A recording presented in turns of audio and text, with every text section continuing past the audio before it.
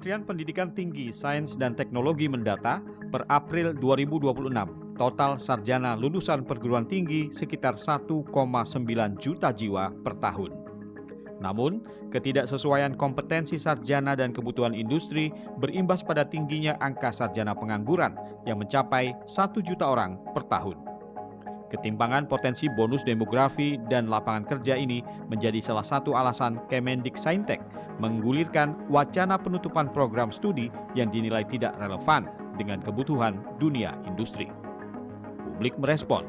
Salah satunya, mahasiswa yang terlanjur mengambil jurusan-jurusan ilmu murni yang dianggap tidak pas dengan dunia industri yang kebanyakan mencari lulusan ilmu-ilmu terapan. Jadi daripada menghapus prodi tersebut, lebih baik itu merealisasikan dari lapangan kerja itu. Kalau menurut saya begitu. Dan juga kan nggak semua orang yang ingin bekerja itu nggak semua orang yang ingin kuliah itu fokusnya untuk pekerjaan. Bisa jadi kan dia itu emang ingin mendalami suatu ilmu tersebut karena cinta dengan ilmu tersebut gitu. Yang harus ditambah mungkin kepelatihannya mungkin sama praktikum-praktikumnya juga yang berkaitan dengan relevan. Mungkin beberapa bukan prodinya tapi mata kuliahnya yang mungkin yang diinovasikan dengan keperluan dari industri gitu. Kurikulumnya. Ya, kurikulumnya. Bahkan beberapa riset sekarang kan banyak yang berkembang itu lebih banyak di bagian misal biologi itu di bioteknologi, kemudian di bioinformatika. Nah, itu dimana sebagai cabang-cabang keilmuannya nantinya akan memperdalam, memperluas keilmuan yang lain.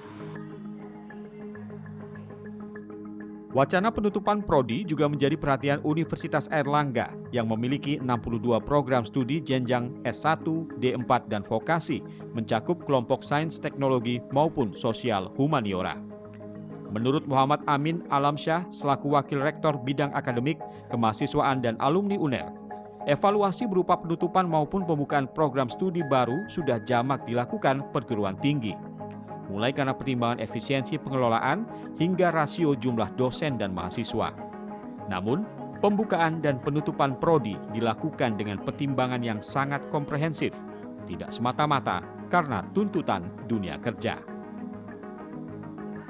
Ya, jadi kita akan memberikan masukan atau catatan sejauh mana yang harus dihapus dan mana yang tidak dihapus. Karena sebenarnya mekanisme ini sudah ada di Universitas Airlangga. Jadi kita bisa lihat, karena kepentingan bangsa dan negara, misalnya kita mempunyai prodi antropologi, kita mempunyai sastra Indonesia, kita mempunyai beberapa prodi yang ada di ilmu budaya, itu harus kita pertahankan, termasuk juga keberadaan ilmu perikanan misalnya begitu.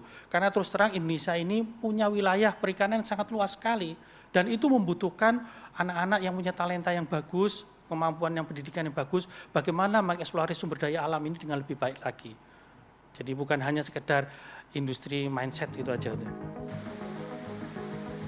Sementara di sisi dunia kerja, aspek produktivitas menjadi salah satu tuntutan dunia industri saat menyerap tenaga kerja termasuk dari kalangan sarjana. Menurut Adik Dwi Putranto, Ketua Umum Kamar Dagang dan Industri atau Kadin Jawa Timur, selain hard skill sesuai bidang ilmu, 60% dari persyaratan yang dibutuhkan dunia usaha dari calon tenaga kerja justru kompetensi soft skill berupa kemampuan interpersonal dan karakter personal.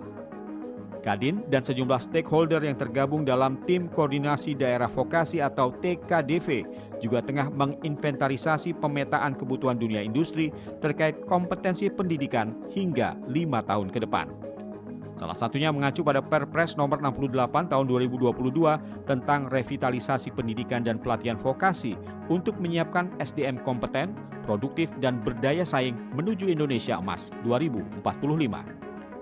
Karena industri ini sekarang keluarnya yang sangat mendasar adalah produktivitas yang masih rendah. Sementara dikejar tiap tahun itu UMR.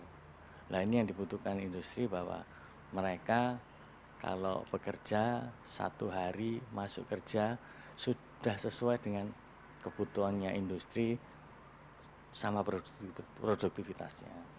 Lah, kendalanya di industri ketika menerima karyawan baru itu masih 6 bulan sampai 9 bulan itu baru ketemulah produktivitasnya. Nah, ini agak lambat. Makanya di program pemagangannya pemerintah ini kami support program itu. Sistem permagangan yang terencana sesuai kebutuhan dunia kerja menjadi salah satu jembatan untuk menyinergikan dunia pendidikan dan tuntutan dunia kerja. Namun, langkah ini menekankan pada pentingnya regulasi dari pemerintah serta sinergi dunia usaha dan dunia pendidikan untuk menjalin link and match berbasis kompetensi serta perbaikan mutu. Oke, silakan dilanjutkan, Stefan. Ya, ibarat pepatah buruk muka cermin dibelah.